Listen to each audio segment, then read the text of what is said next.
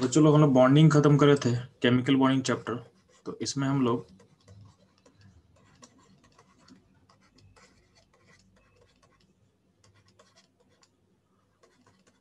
Almost जो covalent bond का concept होता है उसको हम लोग खत्म कर चुके हैं। कोवेलेंट बॉन्ड का जो कॉन्सेप्ट होता है उसको हम लोग खत्म कर चुके हैं। कुछ बचा होगा आई थिंक, उसको हम लोग आगे खत्म कर लेंगे। ठीक है, तो बॉन्डिंग में बेसिकली हम 3 बॉन्ड के बारे में पढ़ना होता है, कोवेलेंट बॉन्ड, मेटालिक बॉन्ड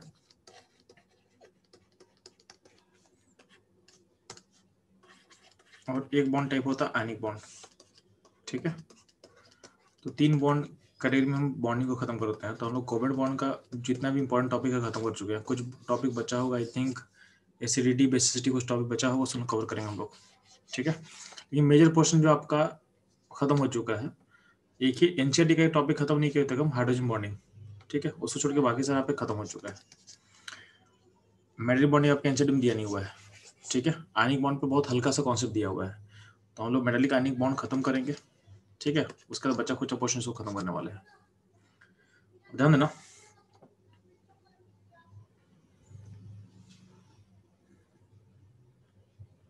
इस चैप्टर इसको खत्म करने के बाद, बॉन्डिंग खत्म के बाद मैं मूव कर जाऊंगा।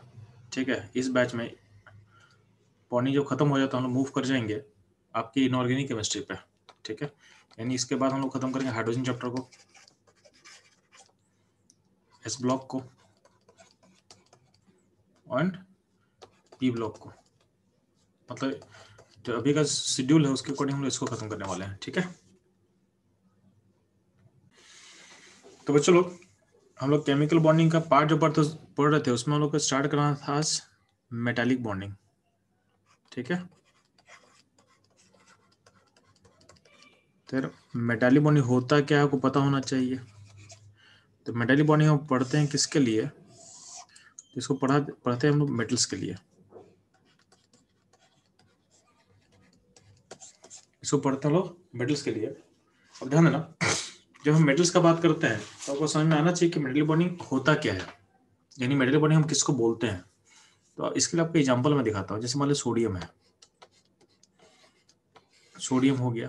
अब ध्यान देना, जो मेटल्स होता है, मेटल्स क्या होता है, metals are electropositive, metals are electropositive. तो मेटल्स आर यानी इलेक्ट्रॉन को लूज करना चाहता है। इलेक्ट्रॉन को लूज कब करेगा जी, जब इसका outer most electron loosely bonded होगा। इसका मतलब ये होता है कि मेटल का आयनाइजेशन एंथैल्पी क्या होता है, कम होता है। इन ऐसा बोल सकते हो आप, तो वैलेंस इलेक्ट्रॉन, वैलेंस यानी आउटर मोस्ट, तो valence electron of metal of metal of metal of metal are loosely bonded, are loosely bonded. ठीक है, तो मेटल्स आर इलेक्ट्रोपॉजिटिव, इसका मतलब क्या है, मेटल इलेक्ट्रॉन लूज करना चाहता है। लूज कब करेगा, जब इसका आउटर मोस्ट क्लाउड क्या होगा, लूजली बॉन्डेड होगा। क्या होगा, लूजली बॉन्डेड होगा। ठीक है, ध्यान देना। अब इसका एग्जांपल ले रहे हैं सोडियम। तो सोडियम का इलेक्ट्रॉनिक कॉन्फिगरेशन हम लिखेंगे तो क्या लिख सकते हैं, चलो सोडियम में के सेल होता है, सोडियम में के सेल होता है, एल होता है। तो जहां जहां इलेक्ट्रॉन्स होगा तो के होगा, एल होगा, एम होगा। तो 281 281। ठीक है, तो सोडियम में अगर 281 देखेंगे तो आउटर मोस्ट में कितना इलेक्ट्रॉन है जी तो आउटर मोस्ट में सोडियम में 1 इलेक्ट्रॉन है, सोडियम में क्या है, 1 इलेक्ट्रॉन है। अब होता क्या है, अगर आउटर मोस्ट लूजली बॉन्डेड होगा इसका मतलब क्या है कि जो 1 इलेक्ट्रॉन लिख रहा है उसको सोडियम बहुत इजीली क्या होगा, बहुत इजीली लूज करेगा। तो सोडियम को देखोगे तो सोडियम का outer most cloud easily loosely bonded रहता है। सोडियम बहुत इजीली क्या होगा, सोडियम बहुत इजीली क्या होगा, यहाँ से यहाँ कन्वर्ट होना चाहेगा, Na प्लस में और इलेक्ट्रॉन में जाना चाहता है।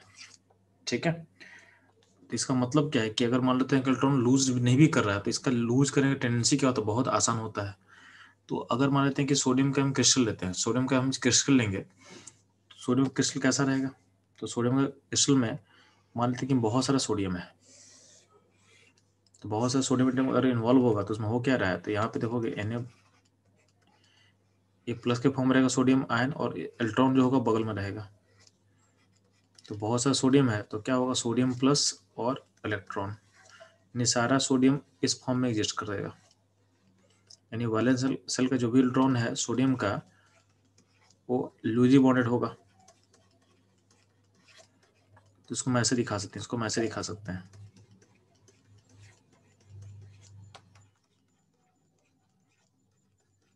ठीक, अब ध्यान देना, तो यहाँ पे दो टाइप का आयन है। तो सोडियम को हम दो पार्ट में ब्रेक कर दे रहे हैं। सोडियम जो था उसको sodium ion an electron break करती है। अब इन दोनों सिस्टम को कंपेयर करते हैं अगर, तो जो सोडियम आयन है इसके अंदर इलेक्ट्रॉन कितना होगा जी, इलेक्ट्रॉन होगा 10, प्रोटॉन कितना होगा 11 और न्यूट्रॉन कितना होगा 12। ठीक है, और आपको पता है कि जो मास ऑफ इलेक्ट्रॉन होता है वो मास ऑफ प्रोटॉन के का 1837 टाइम्स होता है। यानी हम ऐसा बोल सकते हैं कि मास ऑफ जो इलेक्ट्रॉन होता है नेग्लिजिबल होता है। तो mass of electron nearly equal to क्या होगा, मतलब प्रोटॉन, अगर हम प्रोटॉन के रिस्पेक्ट में बात करें तो जो मास ऑफ इलेक्ट्रॉन होगा वो बहुत छोटा होगा विथ रिस्पेक्ट टू क्या होगा, मास ऑफ प्रोटॉन। ठीक है, तो मास ऑफ इलेक्ट्रॉन क्या होगा, बहुत छोटा होगा with respect to mass of proton. ठीक, ये काम कर लेना है। तो अब यहाँ पे ध्यान देना, अगर आपसे पूछा जाएगा कि यार कौन भारी है, सोडियम आयन और इलेक्ट्रॉन में ज़्यादा भारी कौन होगा, तो ज़्यादा भारी कौन दिख रहा है आप लोगों को जी, तो सोडियम आयन भारी ऑब्वियसली दिख रहा है, क्योंकि सोडियम आयन में बस इलेक्ट्रॉन थोड़ी है, सोडियम आयन में प्रोटॉन भी है, न्यूट्रॉन भी है, और यहाँ पे खाली इलेक्ट्रॉन्स है। तो एक सिंगल इलेक्ट्रॉन और सोडियम आयन में ज़्यादा भारी सोडियम होगा। तो अगर बोलेंगे कौन सा फास्ट मूव करेगा, तो ऑब्वियसली आपका जो इलेक्ट्रॉन है वो फास्ट मूव करेगा। ठीक है, तो मूव फास्टर। हम आपके सामने एक मॉडल प्रेजेंट कर रहा है। ये जो मॉडल है इसको बोला गया इलेक्ट्रॉन सी मॉडल।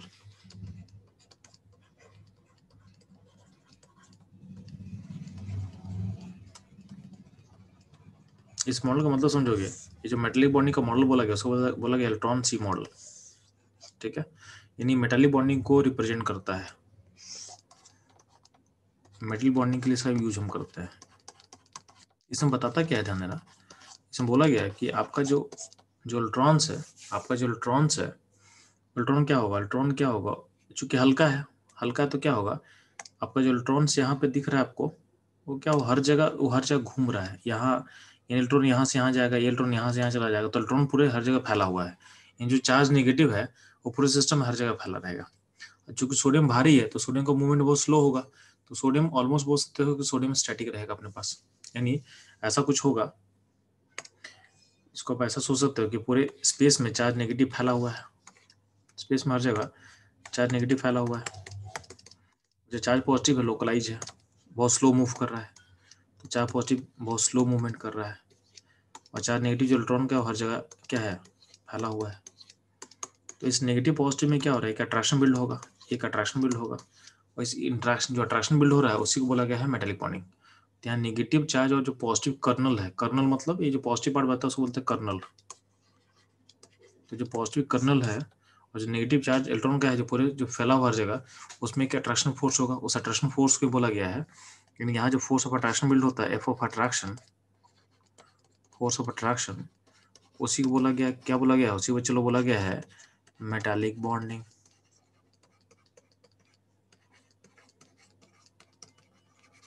तो उसी बोला गया चलो मेटालिक बॉन्डिंग। ठीक है, तो मेटालिक बॉन्डिंग कोई बॉन्ड नहीं है, अट्रैक्शन फोर्स है, अट्रैक्शन फोर्स है किसके बीच में, charge negative of electron in charge positive of sodium ion. ठीक है, इसको इलेक्ट्रॉन सी मॉडल से बोलते हैं कि ऐसा बोला गया है कि पूरा जो मेटालिक बॉन्डिंग उसमें इलेक्ट्रॉन का सी है। आप पढ़े हो, आप लोग देखे हो, कोई समुद्र होगा सी, और सी में क्या होता है, जहाज चलते हैं, पानी वाला जहाज, यानी शिप चलते हैं। तो बोला गया जो सोडियम आयन है उसको तुम शिप की तरह सोचो, शिप की तरह सोचो, और इलेक्ट्रॉन जो है वो सी की तरह है। ठीक है, तो ये पूरे इलेक्ट्रॉन जो हर जगह फैला हुआ है पानी की तरह, और उसमें कुछ कुछ जब पे सोडियम आयन क्या है, एक बड़े शिप की तरह लोकलाइज है, जिसका मूवमेंट बहुत स्लो हो रहा है। तो इसलिए उसको बोला गया इलेक्ट्रॉन सी मॉडल, इसलिए उसको बोला गया है इलेक्ट्रॉन सी मॉडल। और इस प्रोसेस में यहाँ पे एक आयनिक इंटरेक्शन बिल्ड होता है नेगेटिव और पॉजिटिव के बीच में, उसको बोला गया है मेटालिक बॉन्डिंग। जो मेटालिक बॉन्डिंग है वो कहीं ना कहीं, आपका जो मेटालिक बॉन्डिंग है वो कहीं ना कहीं क्या है, वो आयनिक इंटरेक्शन है। तो जो मेटालिक बॉन्डिंग है,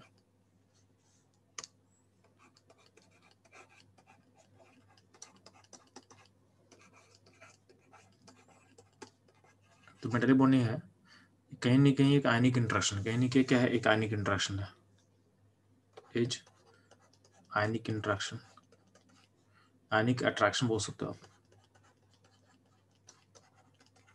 ठीक है, तो अरे आयनिक अट्रैक्शन तो इस किस पे डिपेंड करेगा यार, तो ध्यान देना, जितना ज़्यादा इलेक्ट्रॉन्स हो उतना बेटर है, जितना ज़्यादा चार्ज नेगेटिव हो और जितना चार्ज पॉजिटिव हो उतना बेटर रहेगा। सिंपल सा बात है ना, कि ये अगर आयनिक इंटरेक्शन है इसका मतलब क्या होगा, कूलम्स लॉ को ओबे करेगा, यानी इट ओबे कूलम्स लॉ। तो ध्यान देना, जो मेटालिक बॉन्डिंग होता है,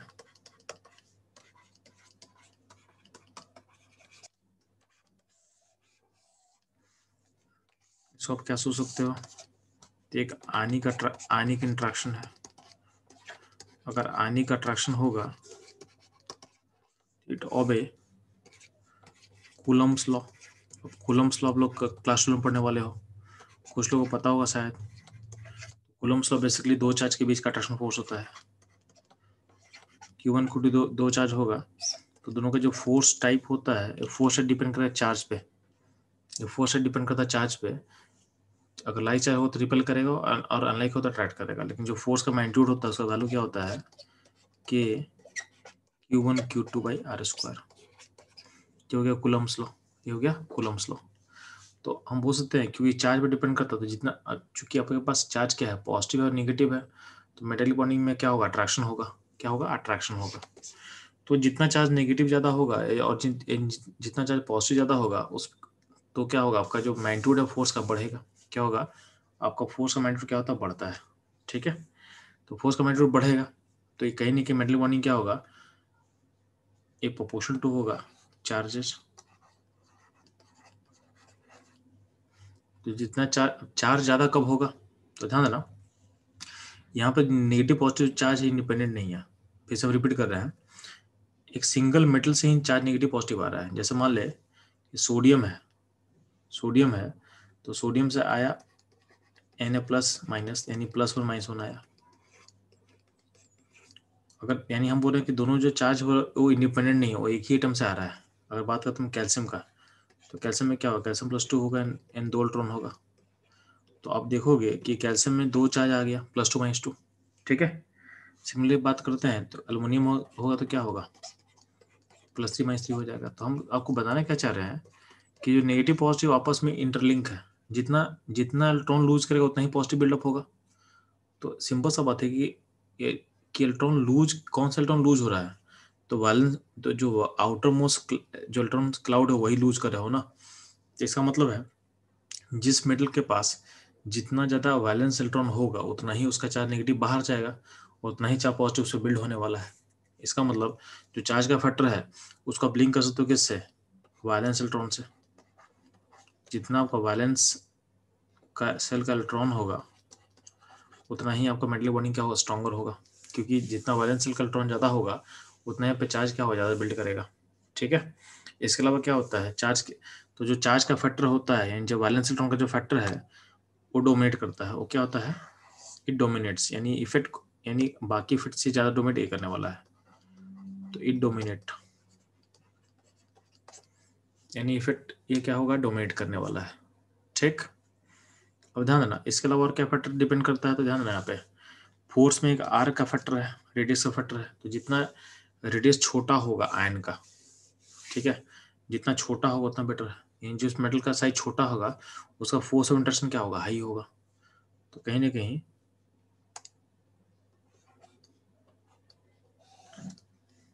ठीक है, तो वन बाई,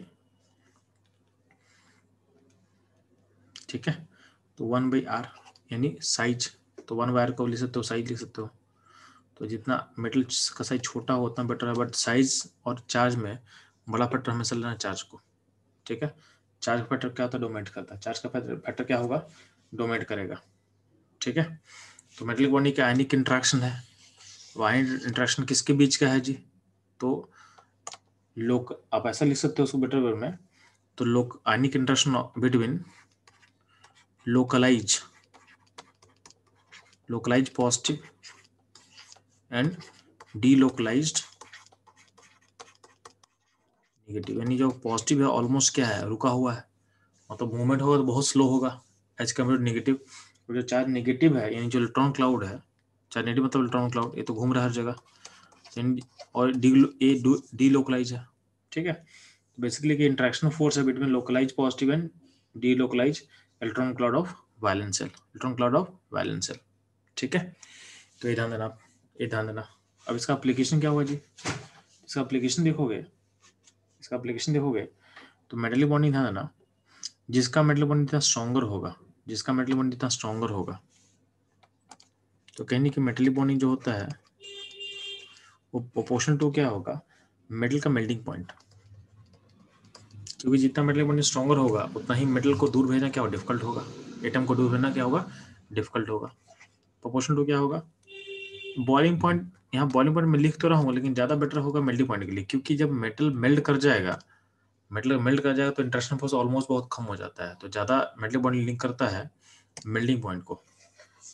ठीक है, इसके अलावा क्या करते हैं, एक होता है हार्डनेस, तो जो मेटल में मेटेलिक बॉन्ड स्ट्रॉन्गर होगा क्या होगा, ज़्यादा हार्ड होगा, हार्ड होगा। ठीक है, और क्या होता है, तो एक होता है एटमाइजेशन एंथैल्पी, एक होता है टर्म होता है एटमाइजेशन एंथैल्पी। एटमाइजेशन एंथैल्पी होता क्या है, तो एटम में कन्वर्ट करने का एनर्जी किसी मेटल को, तो एक टर्म होता है एटमाइजेशन। एटमाइजेशन का मतलब समझोगे आप लोग, तो जब भी केमिस्ट्री में हम एटमाइजेशन बोलेंगे इसका मतलब होता है to convert into atom, to convert into atom मतलब क्या है कि जो एम कोई मेटल सॉलिड है उसको भेजना मेरे को एम गैस में, यानी उसे एटम में भेज देना है, इसको बोलते हैं, एटम का सेट क्या होता है, गैस, तो ये हो गया एटमाइजेशन। ठीक है, यानी एटम में चेंज कर देना। अब इस प्रोसेस में जानना, तो अब ध्यान दोगे, अब आपका मेटालिक बॉन्ड जितना स्ट्रॉन्गर होगा ना उतना इसको गैस में भेजना डिफिकल्ट होगा, यानी उसमें जो एटमाइजेशन प्रोसेस का जो एनर्जी रिक्वायर्ड है उसको बोलते हैं एटमाइजेशन एंथैल्पी। एटमाइजेशन प्रोसेस का जो एनर्जी रिक्वायर्ड होता है उसको बोलते हैं एटमाइजेशन एंथैल्पी। ठीक है, शॉर्ट में लिखेंगे, शॉर्ट में इसको बोल देंगे delta H, A for atomisation, ठीक है, और एच फॉर इंथैल्पी। तो जो इंथैल्पी चेंज रिक्वायर्ड है इस प्रोसेस का उसको बोलते हैं डेल्टा एच ऑफ एटमाइजेशन। तो मेटालिक बॉन्डिंग स्ट्रॉन्गर होगा तो डेल्टा एच ऑफ एटमाइजेशन भी क्या होगा, ज़्यादा होगा। ठीक है, डेल्टा एच ऑफ एटमाइजेशन भी क्या होगा, ज़्यादा होगा, यानी ये सारा फैक्टर होगा मेटालिक बॉन्ड से लिंक कर सकते हैं।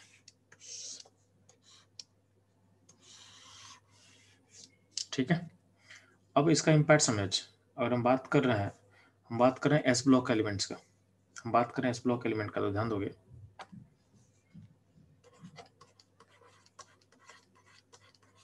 एस ब्लॉक का ग्रुप 1 में एलिमेंट क्या क्या होता है जी, lithium, sodium, potassium, rubidium, caesium.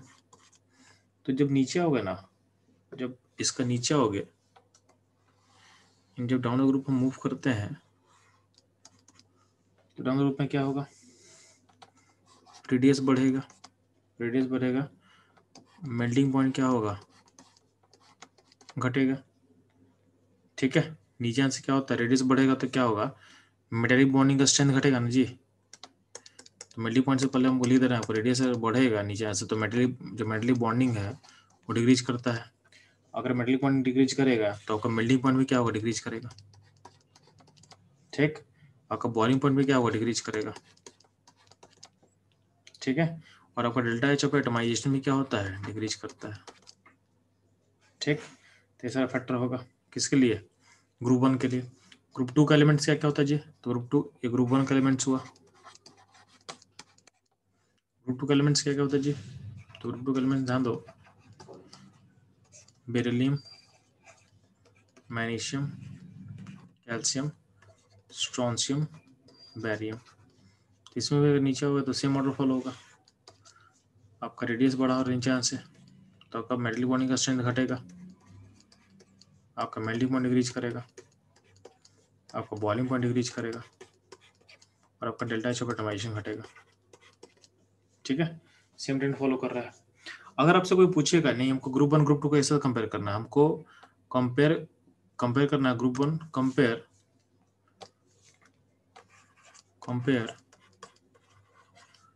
Group 1 and group 2 elements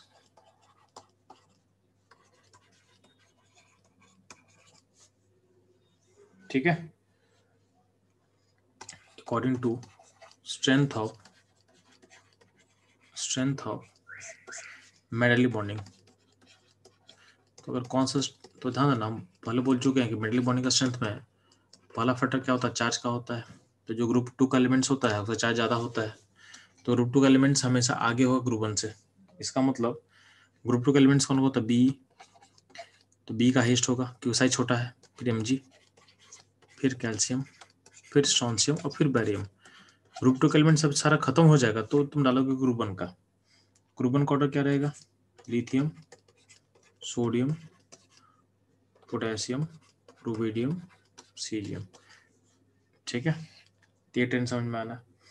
इसमें कौन सा फैक्टर को हम ज़्यादा प्रायोरिटी दिए हैं, तो चार्ज वाले फैक्टर को। चार्ज मतलब वैलेंस इलेक्ट्रॉन का फैक्टर को ज़्यादा प्रायोरिटी दिए हैं, तो उसके अकॉर्डिंग हमें ऐड कर दिए हैं। तो स्ट्रेंथ ऑफ मेटल बॉन्डिंग के अकॉर्डिंग अरेंज हो गया ग्रुप 1 और ग्रुप 2 का एलिमेंट्स एक साथ। ठीक है, तो ये हो गया आपका एस ब्लॉक में इम्पैक्ट कैसा पड़ता है। ठीक है, तो एस ब्लॉक का समझ में आ गया। चलो आप लोग को अब नेक्स्ट मूव करते हैं हम लोग। तो एस ब्लॉक पे मेटल बॉन्डिंग का फैक्टर समझ में आ रहा है आपको। अब आते हैं हम लोग किस पे, तो डी ब्लॉक पे। तो ध्यान देना, बॉन्डिंग इन केस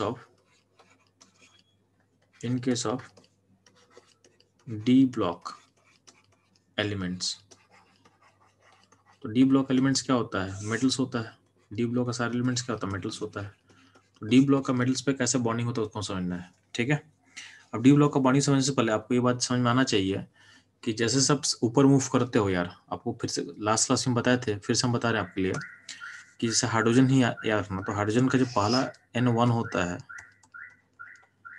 N2 होता है, N3 होगा, N4 होगा, N5 होगा। इसका एनर्जी आपको पता है। तो N1 का एनर्जी कितना होता है जी, तो -13.625 होगा। N2 का एनर्जी कितना होता है, -3.4 होता है। N3 का एनर्जी कितना होता है, -1.51 होगा। N4 का एनर्जी कितना होगा, तो -0.85 होगा। N5 का कितना होगा, तो -0.54 होगा। ठीक है, बाकी N6 N7 करते जाओगे तो N6 का एनर्जी होता है -0.38 होता है। बाकी ऐसे करते जाओगे तो N इन्फिनिटी पे कितना होता है, एनर्जी 0 होता है। तो आपको हम बताने हैं फिर से क्या चाह रहे हैं कि जैसे से आप सेल नंबर बढ़ेगा, N बढ़ाएगा, जो एनर्जी गैप है दो एडजेसेंट सेल में, energy gap between two adjacent shell, energy gap between two adjacent shell decrease करता है। क्या होता है, डिक्रीज करता है। ठीक, तो N बढ़ेगा तो energy gap between two adjacent shell decrease करेगा।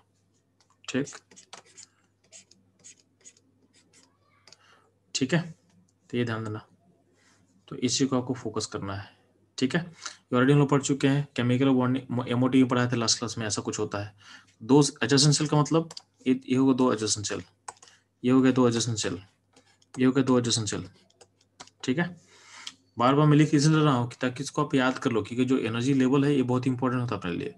इसे बार बार लिखने का लॉजिक क्या होता है कि इसको आप याद कर लो। अगर मैं बार बार लिख रहा हूँ, और यहाँ लोग पढ़े कहाँ पे हैं, तो पढ़े हम लोग बोस मॉडल में पढ़ चुके हैं। तो अगर बार बार यहाँ लिखने का मतलब है कि इसका यूज हर जगह हो रहा है, तो इसको आपको ऑर्डर को याद रख लेना है। इसका वैल्यू, इसका यूज बहुत होगा आगे। ठीक है, तो हमको पढ़ना क्या है डी ब्लॉक में कि मेटल्स में बॉन्डिंग का टाइप कैसा होता है। तो ध्यान देना, तो इसका एग्जांपल लेके चलता है आपके सामने। तो डी ब्लॉक का एक मेटल लेते हैं हम लोग, जैसे आयरन ले लेते हैं। ठीक है, अब आर्गन का कॉन्फ़िगरेशन क्या होता है जी? तो ये होता है आर्गन ये होता है 26 ना, आर्गन 3d6 इन 4s2। तो यार जो डी ब्लॉक एलिमेंट्स होता है उसमें outer most S electron fill up होगा और फिर अंदर वाला डी इलेक्ट्रॉन फिलअप होता है। ठीक है, अब ध्यान देना, अब इसमें अगर देखोगे तो जो आउटर मोस्ट यानी ये वैलेंस सेल है या का वैलेंस सेल है, यानी ये वैलेंस इलेक्ट्रॉन है। जो वैलेंस इलेक्ट्रॉन होता है ये पार्टिसिपेट करता है मेटलिक बॉन्डिंग में, इट पार्टिसिपेट इन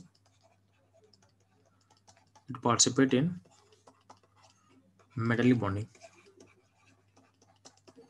मतलब कौन सा बॉन्डिंग, यानी ये लूज करेगा और नेगेटिव बन जाएगा और नेगेटिव पॉजिटिव इंटरेक्ट करेगा। जो हम लोग सीखे हैं ये आउटर मोस्ट सेल पार्टिसिपेट करेगा। इसमें एक और चीज होता है, डी ब्लॉक के एलिमेंट्स में एक और फैक्टर क्या काम करता है, ध्यान देना। जैसे दो एफिक आइटम लेके चल रहे हैं आपको, दो एफिक आइटम आपको लेकर दिखा रहे हैं आपको। ठीक है, इन दोनों एफिक आइटम को देखते हैं तो अगर एटम को ऐसे देखा तो ये फिर का कुछ न्यूक्लियस होगा और ये first shell, second shell, third shell और आउटर मोस्ट सेल को मैं दिखा रहा हूँ डॉट लाइन से। ये आउटर मोस्ट सेल 4 सेल हो गया। नीचे वाला एफी में देखोगे, नीचे वाला एफी आप चेक करो तो उसमें भी क्या होगा, न्यूक्लियस होगा, फर्स्ट सेल होगा, सेकेंड सेल होगा, थर्ड सेल होगा और फोर्थ सेल डॉट लाइन से दिखा दिए। ऐसा कुछ हो रहा है। आपको पता है कि इलेक्ट्रॉन्स क्या है, तो आपका जो फोर्थ सेल उसमें इलेक्ट्रॉन क्या है, 2 इलेक्ट्रॉन यहाँ पे है, इसमें 2 इलेक्ट्रॉन यहाँ पे है। ठीक है, और इसमें 3d6 है और यहाँ पे 3d6 होगा। अब इसी को आसान करने के लिए देखो, आउटर मोस्ट सेल का इलेक्ट्रॉन तो क्या होता है, बाहर निकल जाता है ना। तो आउटर मोस्ट सेल का इलेक्ट्रॉन हम दिखा नहीं रहे हैं, तो आउटर मोस्ट सेल का इलेक्ट्रॉन बाहर निकल चुका है। बाहर मतलब वो घूम रहा है आराम से, और स्पेस में क्या घूम रहा है। ठीक है, तो स्पेस में इजीली वो डिलोकलाइज होकर निकल गया सिस्टम से। वो होता है कि जो आयरन का डी का जो इलेक्ट्रॉन है उसको हम दिखा रहे हैं, तो इस एफी का हम यहाँ दिखा रहे हैं, तो इसका 3D लेवल यहाँ पे मान लेते हैं। ठीक है, तो डी में कितना इलेक्ट्रॉन है जी, डी में 6 इलेक्ट्रॉन है, तो इसका 3D का 6 इलेक्ट्रॉन दिखा रहे हैं यहाँ पे, 1 2 3 4 5 6। और इस आयरन आइटम का भी 3 इलेक्ट्रॉन होगा, उसको हम यहाँ दिखा दे रहे हैं आसानी करने के लिए।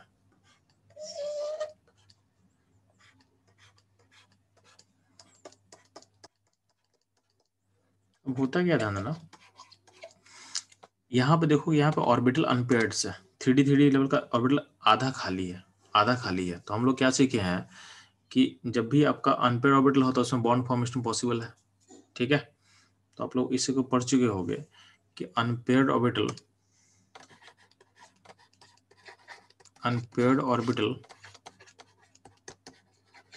Can overlap and form bond. यहाँ को दिख रहा है कि डी का ऑर्बिटल अनपेयर्ड है, तो जो अनपेयर्ड ऑर्बिटल डी का उसमें एक बॉन्ड बन सकता है, तो ए ओवरलैप करके बॉन्ड बना सकता है। तो यहाँ पे 4 इलेक्ट्रॉन अनपेयर्ड है, तो यहाँ पे 4 ओवरलैपिंग पॉसिबल है। ठीक है, ओवरलैपिंग एक्सटेंड उतना स्ट्रॉन्ग नहीं होता है बट होता है। तो डी का ओवरलैपिंग यहाँ पे, तो यहाँ पे डी ओवरलैप पॉसिबल है। यहाँ पे अपार्ट फ्रॉम वैलेंस सेल का मेटल बॉन्डिंग, यानी हम जब बात करते हैं, ठीक है, तो डी ब्लॉक एलिमेंट का बात करेंगे तो ध्यान देना, तो डी ब्लॉक के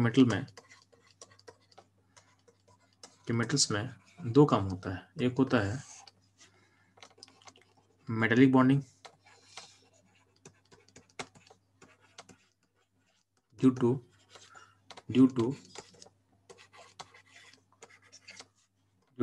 वैलेंस इलेक्ट्रॉन, और एक और होता है मेटेलिक बॉन्डिंग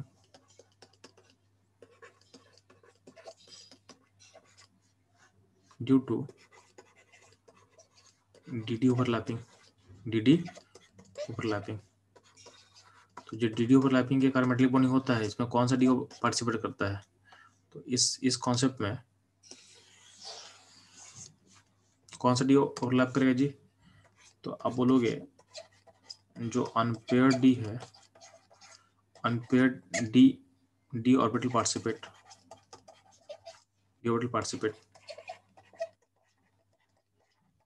अब ध्यान देना, डी ब्लॉक का जितना ही मेटल होता है सारे का कॉन्फ़िगरेशन क्या होता है जी, argon 3D N 3D N4S2।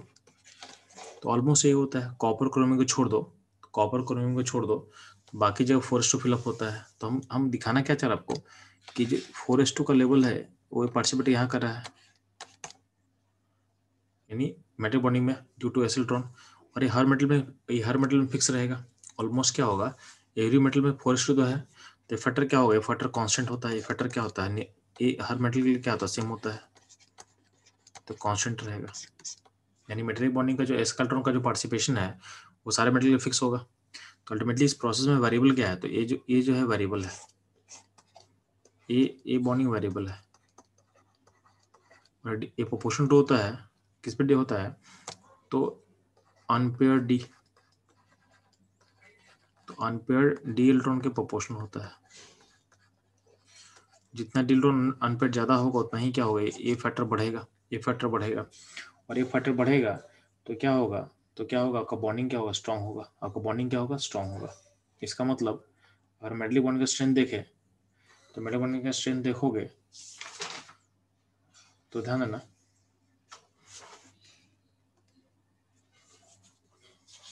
तो स्ट्रेंथ ऑफ मेटलिक बॉन्डिंग का बात कर रहा है।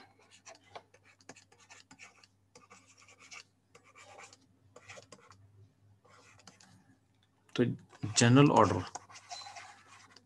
ऑर्डर जो होगा स्ट्रेंथ ऑफ मेटलिक बॉन्डिंग का,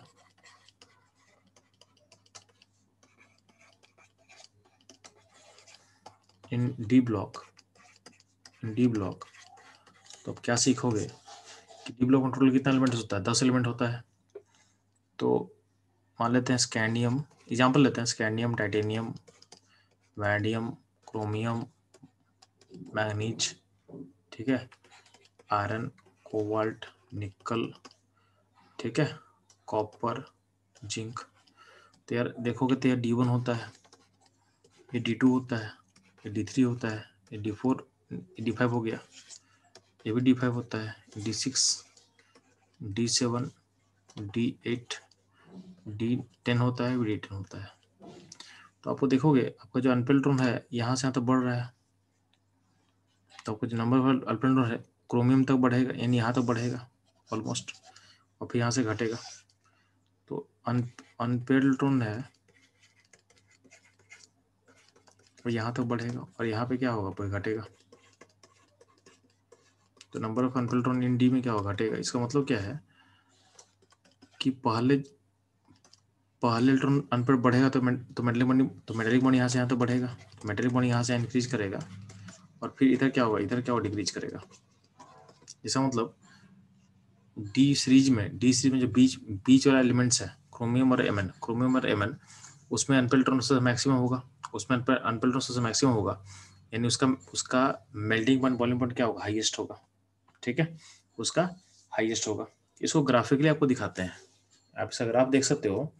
आप लोग क्या करोगे, जो क्लास 12 है ना, क्लास 12 का एक चैप्टर होता है डीएनए ब्लॉक, ठीक है, उसके एनसीईआरटी अगर खोलोगे आप तो उसको आपको दिखेगा, ठीक है।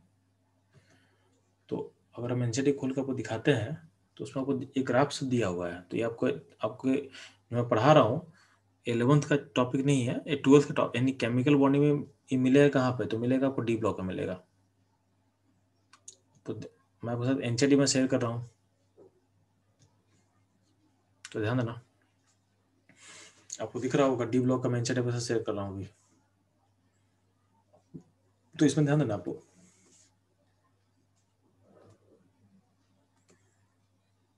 हम बात कर रहे थे मेल्टिंग पॉइंट, बॉइलिंग पॉइंट का।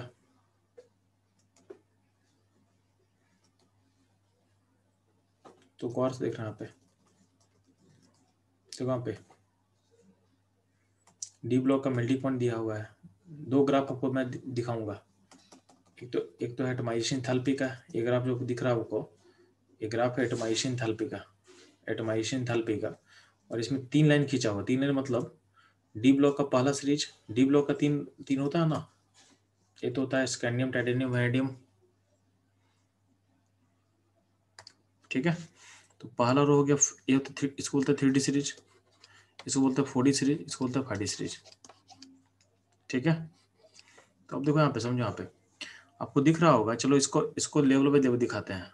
तो यहाँ इसमें दो दो चीज गौर करने का बात है। पहले हम स्टडी करेंगे अलोंग द पीरियड।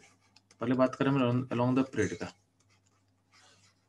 तो डी ब्लॉक के किसी भी सीरीज में ध्यान देना, टाइटेनियम से वैंडियम में आपका अनपेल्ट्रॉन बढ़ा है तो ये ऊपर गया है ग्राफ, क्रोमियम और बढ़ा ऊपर गया है। एमएन में डिप करता है, यानी D5 केस में ज़्यादा होना चाहिए था।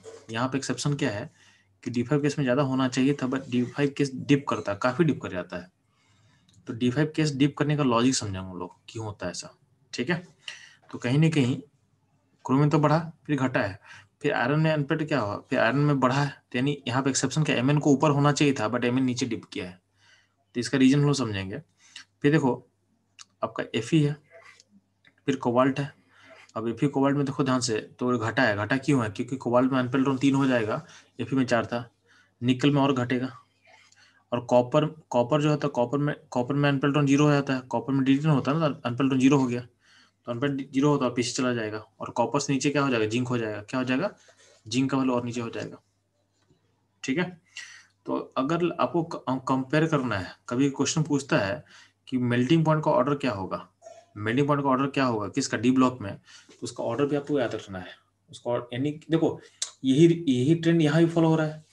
आपका जो 4D सीरीज है देखोगे, जर्कोनियम Nb बढ़ा, मोलिब्डेनम बढ़ा, लेकिन जो टीसी होता है, बीच वाला एलिमेंट होता है, उसमें फिर से घटा, यानी एमएन का जो ग्रुप का टीसी है उसमें फिर से वो घट रहा है, फिर बढ़ा, और फिर वो घट रहा है, घटा। तो यहाँ तक कोई दिक्कत नहीं, तो यहाँ पे टीसी फिर से एक्सेप्शन शो कर रहा है, यानी जो ट्रेंड में होना चाहिए था उसे डिप किया है, ठीक है। और उसके ऊपर जो सीरीज है, ये जो 5D सीरीज है, उसमें क्या होगा, हॉफनियम से लेकर टी टंगस्टन तक बढ़ रहा है, और आरी में आरी कम हुआ।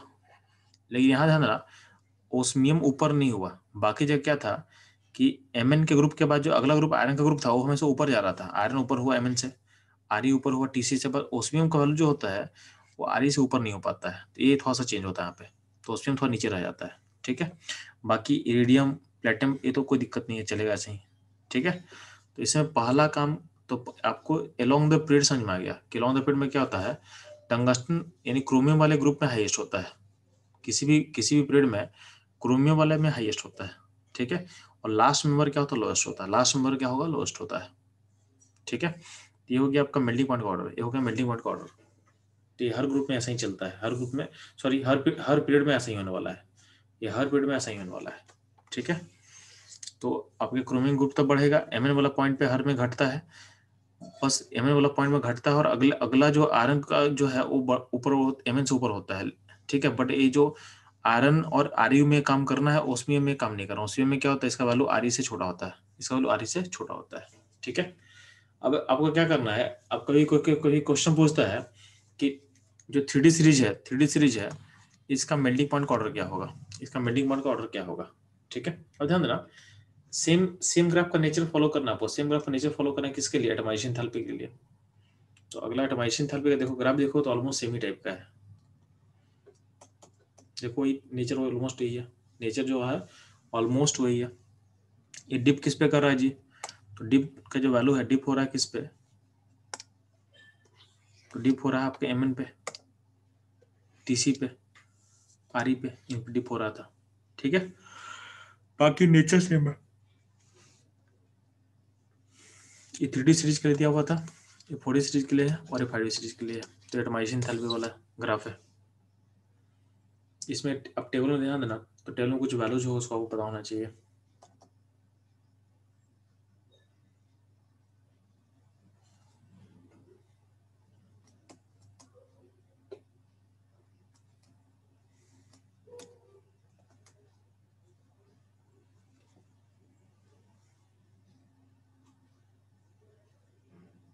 एक सेकेंड बस होल्ड करोगे।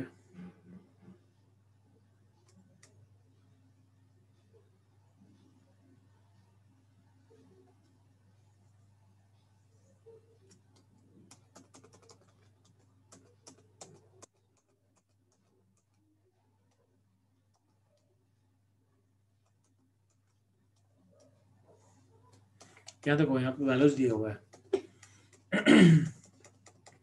तो यहाँ पे देखो इस वैल्यूज में आपके पास वैल्यूज क्या दिया हुआ है, तो आपका मेल्टिंग पॉइंट का तो ऑर्डर तो नहीं है, लेकिन आपके पास क्या है, तो अपने पास काम का चीज है इंथैल्पी ऑफ एटमाइजेशन। क्या है? इंथैल्पी ऑफ एटमाइजेशन अपने काम का चीज है। तो देखोगे स्कैंडियम का वैल्यू इतना दिया हुआ है, बढ़ा है और यहाँ पे हल्का घटा है। तो एटमाइजेशन इंथैल्पी में थोड़ा सा चेंज होता है। अगर मेल्टिंग पॉइंट का बात करते हैं तो क्रोमियम का ज़्यादा होना चाहिए था, बट एटमाइजेशन इंथैल्पी क्रोमियम का क्या हुआ, घटा है। ठीक है, एम का और घट गया, एम का तो घटना चाहिए था तो घटा ही दिया। आयरन का बढ़ गया, फिर क्या, कोबाल्ट और बड़ा हो गया। ठीक है, तो थोड़ा सा एटमाइजेशन इंथैल्पी का जो ट्रेंड है वो मेल्टिंग पॉइंट से थोड़ा सा डिफर करता है। एजेट एजेट नहीं फॉलो करना आपको। ठीक है, फिर बढ़ा है, फिर घटा है और सबसे कम हो गया इसका। तो इसमें आपको याद करने लायक क्या डाटा है, तो याद करने लायक ये डाटा है कि एटमाइजेशन इंथैल्पी में लोएस्ट वैल्यू होता है जिंक का। अब जिंक का लोएस्ट क्यों होता है, तो क्या बोलोगे कि जिसमें D10 होता है। D10 में तो क्या है, अगर डी में पूरा 10 होगा तो कोई भी अनपेल्ट्रॉन क्या हो, 0 होगा। तो उसमें मेटलिक बॉन्डिंग का जो पार्ट है उसमें डी ओवरलैपिंग गायब रहेगा, डी ओवरलैपिंग गायब रहेगा। तो सबसे छोटा इसलिए होता है किसके लिए, तो छोटा होता है जिंक के लिए। और फिर Mn होगा, जिंक के बाद Mn होता है। तो ये दो डाटा आपको याद रखना है कि लोएस्ट वाला Mn भी छोटा ही होता है। ठीक है, सिमिलरली मेल्टिंग पॉइंट में देखे हो तो मेल्टिंग पॉइंट में जिंक के बाद Mn आएगा। जो स्मॉलेस्ट में छोटे में सबसे छोटा होगा जिंक का और फिर होगा Mn का। ठीक है, तो एक बार इसको देख लेना है। तो ये दोनों डाटा, पूरा डाटा याद करने की जरूरत नहीं है, तो ये दोनों डाटा पे आप लोग काम जो होगा वो बता दिया आपको।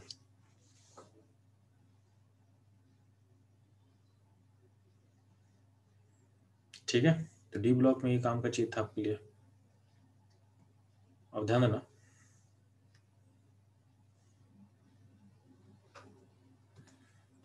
तो डी ब्लॉक में आपको ग्राफ समझ में आ चुका है। ठीक है, तो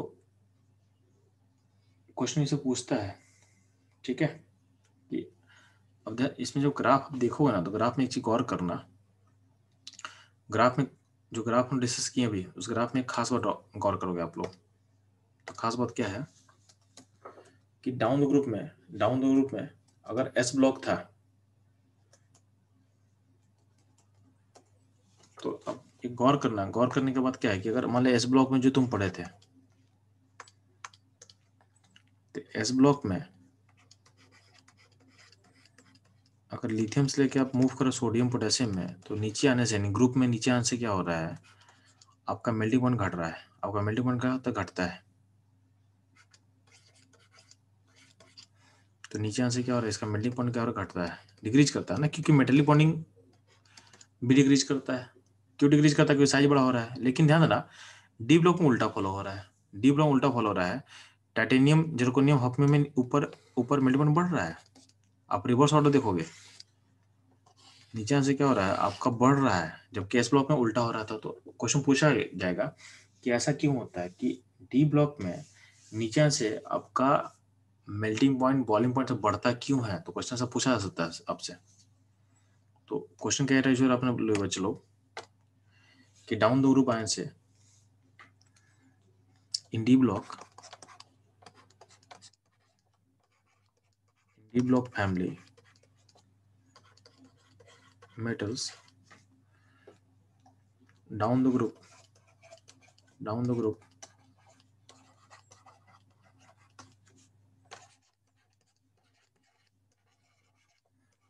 strength of metallic bonding increases।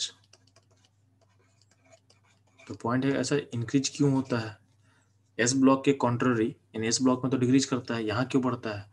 तो इन d block metals down the group strength of metallic bonding क्या होता है, इंक्रीज करता है, इंक्रीजेस। ठीक है, तो इंक्रीज क्यों होता है, इस लॉजिक समझोगे। तो इसका लॉजिक के लिए आपको एग्जाम्पल लेके चल रहे हैं, जैसे आयरन के ग्रुप का। तो आयरन में Fe एटम होता है। ठीक है, तो माने आपके पास दो Fe लेते हैं, Fe के नीचे क्या होता है जी, Re होता है। तो Re को 2 एटम ले लेते हैं, और उसके नीचे क्या होता है, ओस्मियम होता है, उसका 2 एटम ले लेते हैं। और ध्यान देना, जो आयरन लोगे तो आयरन में क्या होता है, आयरन में दोनों ये होता है 4s और उसके ऊपर होता है 3d। और दूसरे एटम को हम, इसका 4s यहाँ होगा, ऐसे 3d यहाँ होगा। तो डी जो हम बात करते हैं डी ओवरलैपिंग का, तो यहाँ का जो अनपेल्ट्रॉन यहाँ और यहाँ का अनपेल्ट्रॉन ओवरलैप करता है। तो ओवरलैपिंग के लिए इतना डिस्टेंस ट्रेवल करना पड़ेगा उसको, यानी इतने दूरी पे ओवरलैपिंग हो रहा है। तो हमको पता है कि ओवरलैपिंग में जितना डिस्टेंस पास होगा उतना ही ओवरलैपिंग क्या होता है, बेटर होता है। तो कहीं ना कहीं ओवरलैपिंग जो होता है, ओवरलैपिंग का जो फंडा होता है,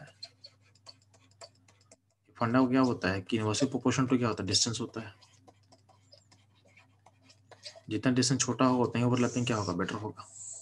ठीक है, तो यहाँ पे इसका थ्री का लेवल ये में डिस्टेंस इतना होता है। अगर हम बात करते हैं आरयू का, तो आरयू में अगर बात करें तो आरयू में ध्यान देना, आरयू का यहाँ पे होता है, ये होता है 5s होता है और ये होता है 4d होता है। आपको पता है कि जैसे हम ऊपर जाएंगे, जैसे ऊपर जाएंगे तो 4s 3d का गैप ज़्यादा होगा और 5s 4d का गैप क्या होगा, कम होगा। हम लोग तो सीखे हैं ना कि जैसे सेल बढ़ेगा एनर्जी का गैप क्या होता है, घटता है। तो यहाँ पे जो 4d इलेक्ट्रॉन है और यहाँ पे d इलेक्ट्रॉन है, वो यहाँ से यहाँ ओवरलैप करेगा। तो आपको दिख रहा होगा कि डिस्टेंस जो ओवरलैपिंग का डिस्टेंस है वो घट रहा है। और बात करते हैं ओस्मियम का, तो उसमें ध्यान देना ये होता है 6s और ये होता है 5d, ये होता है 6s, ये होता है 5d। तो यहाँ और यहाँ से इलेक्ट्रॉन ओवरलैप करेगा, तो आपको दिख रहा है कि डिस्टेंस और ज़्यादा घट चुका है। ठीक है, तो जैसे सब नीचे मूव करते हैं ना, जैसे मान लो कि नीचे ग्रुप में मूव करते हैं, तो डी जो आउटर मोस्ट डी जो ऑर्बिटल से वो पास आना चालू करता है मिडिल मेटल का, तो उसमें ओवरलैपिंग का जो स्ट्रेंथ होता है इंक्रीज करता है। तो जैसे सर डाउन द ग्रुप में मूव करते हो तो मेटल बॉन्डिंग इंक्रीज करता है। क्यों? क्योंकि extent of overlapping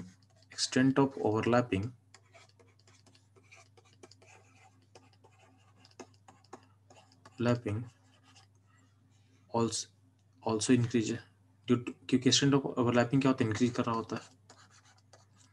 overlapping increase करेगा तो मेटल बॉन्डिंग का स्ट्रेंथ क्या होगा, बढ़ेगा। ठीक है, तो लॉजिक कहीं समझ में आ गया आपको। तो डी ब्लॉक में उल्टा ऑर्डर क्यों फॉलो होता है समझ में आ गया, एस ब्लॉक का। लेकिन ध्यान देना डी ब्लॉक में इस ऑर्डर का एक्सेप्शन होता है। ठीक है, तो ये समझ में आ चुका कि डी ब्लॉक में ये काम करना हमको कि नीचे से आपका मेटल बॉन्डिंग क्या हो रहा है, बढ़ रहा है। लेकिन ध्यान देना डी ब्लॉक का जो लास्ट मेंबर होता है इन जिंक सीडी मरकरी, इन सब में क्या होता है 310 4s2 होता है, यानी D10S2 होता है, D10S2 होता है, D10S2 होता है। तो इन सब में क्या है, चूंकि D10 होता है तो D10 का मतलब क्या है, इसका ओवरलैपिंग का फंडा क्या हो, खत्म हो चुका है, इसमें ओवरलैपिंग का कॉन्सेप्ट है ही नहीं। डी में नो अनपेल्ट्रॉन ऐसे, यानी इसमें कोई भी ओवरलैपिंग पॉसिबल नहीं होगा।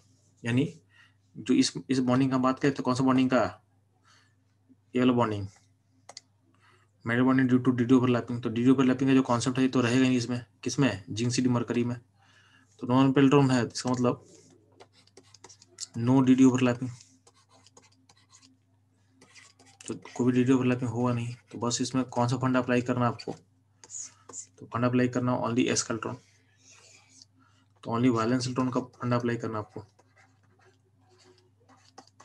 तो वैलेंस इलेक्ट्रॉन ही पार्टिसिपेट करेगा मेटल बॉन्डिंग प्रोसेस में। इसका मतलब ओवरलैपिंग नहीं होगा तो साइज का फैक्टर का कोई रोल ही नहीं रहेगा। अब क्या है, तो अब इन सब में अगर तुम नीचे आओगे डाउन द ग्रुप आओगे, तो जिंक सीडी मरकरी में अगर डाउन द ग्रुप आते हैं इसमें चूंकि क्या होता है, बस एस इलेक्ट्रॉन यानी बस वैलेंस इलेक्ट्रॉन का फंडा है।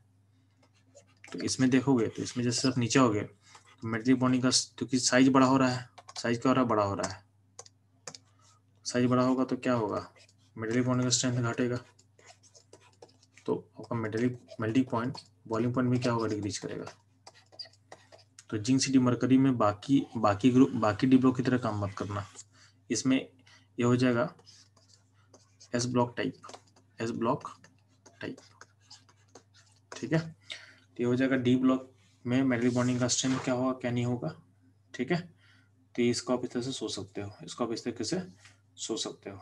ठीक है,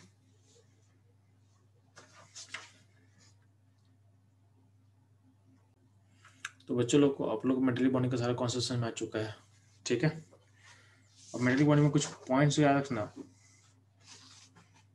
पॉइंट याद रखना कि कुछ मेटल्स का मेटल बॉन्ड बहुत लो होता है, तो उसको आप याद रखो थोड़ा सा यार।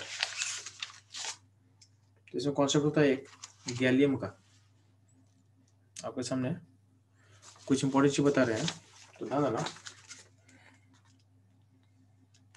आपका जो मरकरी होता है, मरकरी ऑलरेडी क्या होता है 25 डिग्री पे क्या होता है लिक्विड फॉर्म होता है, तो आपके रूम टेम्परेचर पे लिक्विड फॉर्म होता है, और 350 डिग्री पे क्या होता है 350 डिग्री पे क्या होता है ये मरकरी गैस में चला जाता है। ठीक, जो एक मॉलिक्यूल सीजी एक एटम मेटल सीजियम होता है, सीजियम क्या होता है 28 डिग्री सेंटीग्रेड पे ये सीजियम जाता है लिक्विड स्टेट पे, और 678 पे सीजियम जो होता है सीजियम चला जाता है गैस फेज में। ठीक है, अब ध्यान देना मरकरी का यूज करते हैं हम लोग थर्मामीटर में, हमारे बॉडी यानी जो मेडिकली यूज किया जाता है थर्मामीटर, उसमें क्या होता है मरकरी यूज किया जाता है कहाँ पे इन थर्मोमीटर।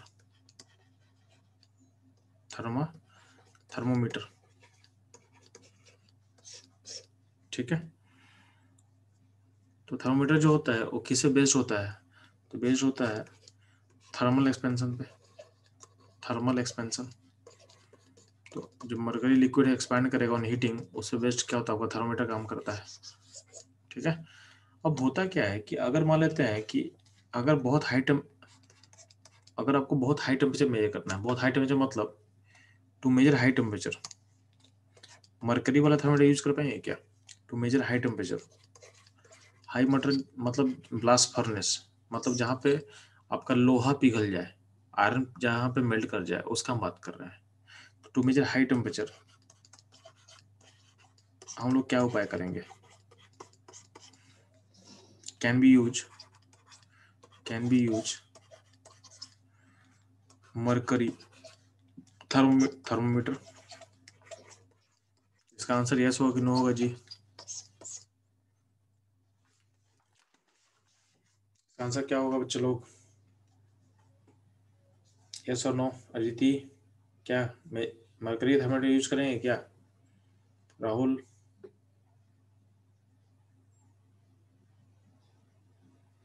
तो ध्यान देना नो।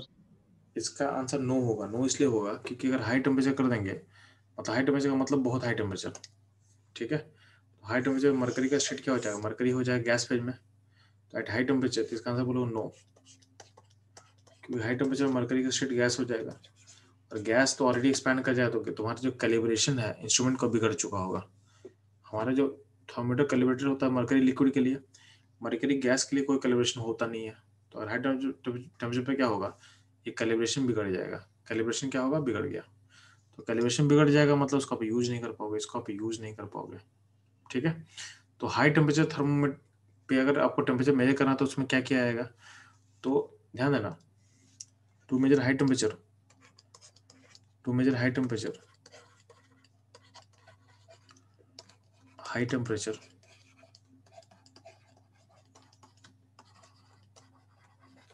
और high temperature thermometry, high temperature thermometry,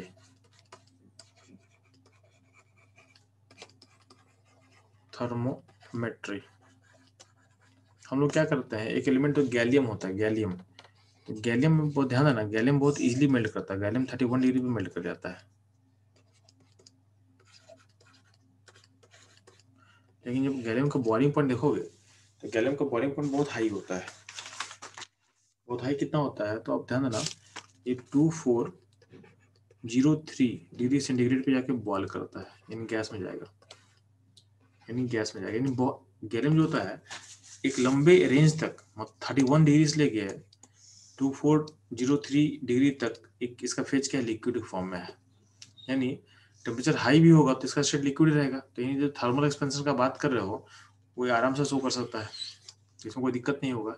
तो गैलियम का हम लोग को अगर हाई टेम्परेचर पर मेजर करना होता है तो गैलियम का थर्मोमीटर यूज करता है, तो we use gallium for high temperature thermometry, we use gallium,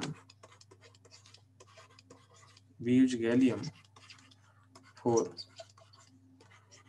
high temperature thermometry, thermometry. ठीक है, तो इससे सब बच्चों लोग हम लोग का मेंटली बॉडी का कॉन्सेप्ट ओवर होता है। ठीक है।